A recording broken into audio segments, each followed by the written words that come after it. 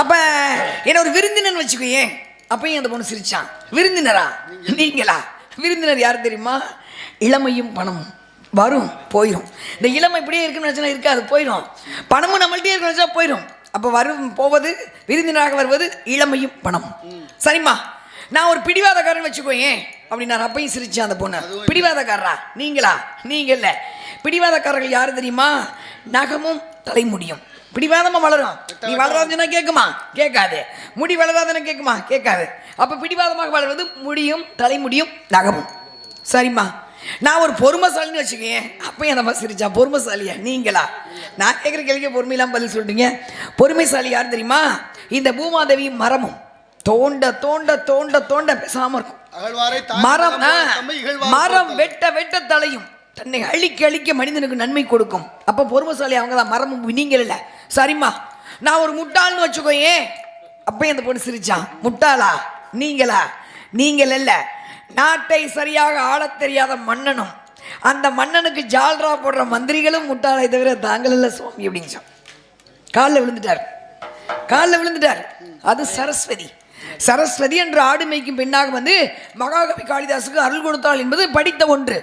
அப்படிப்பட்ட சரஸ்வதிக்கே வில்லங்கி என்ற வீணையை பரிசாக கொடுத்தவர் தாங்கள்.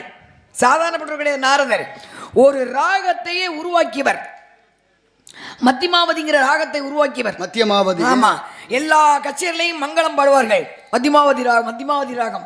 அந்த மத்தியமாவதி ராகம் மகாலட்சுமி கௌசல்யா சுப்ரசா ராமபூர்வா சந்தியா பிரபஸ்தே. இது மத்தியமாவதி. ஆமா. சமரி சனீசா ரே பமரி மரிசா சமரி சனீசா ரீமப்பா மரிமா. அது இது இந்த ராகத்தை வந்து மகாலட்சுமிக்காக நீங்க எட்டியவர். அப்படிப்பட்ட வீணை என்பது ஒரு பாட்டு இருக்குமா? ஆமா. ஆமா. என்ன பாட்டு? இன்னைக்கு வந்து நீ நடிச்சிய ஒரு படத்துல பாட்டு. அதுவே மத்தியமாவதி ராகத்துல தான் போடுறாங்க. மதிமாவதி படத்துல. அப்ப இந்த வீணை என்பது ஒரு ராஜ வாத்தியம். உங்களுக்கு அந்த வீணை கச்சேரி பாத்தீங்கன்னா வீணை மட்டும் மையமா தான் இருக்கும். இப்படி ஓரத்துல எல்லாம் இருக்க ஓரமாவே வச்சிருக்கவே மாட்டாங்க. மையம். அது மாதிரி நாதஸ்வரமும் மையமான ஒரு வாத்தியம். நாதஸ்வர வாசியர் மையத்துல தான் உட்கார்ந்துருப்பாரு. ராஜவாத்தியம். அந்த நாதஸ்வரனுக்கு இல்லாம போயிடுச்சு மலை. இது கொஞ்சம் கொஞ்சமா. அப்ப அப்படிப்பட்ட வில்லங்கி என்ற வீணையை நீங்கள் வந்து பரிசாக கொடுத்தார். உங்களை சந்தித்தது சந்தோஷமா இருக்கு சுவாமி. ஒரு திரைப்படம் என்பது 2.5 மணி நேரம்.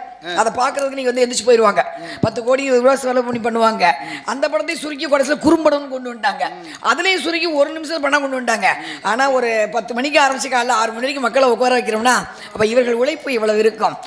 உங்களுடைய பாடல் பேச்சுக்கள்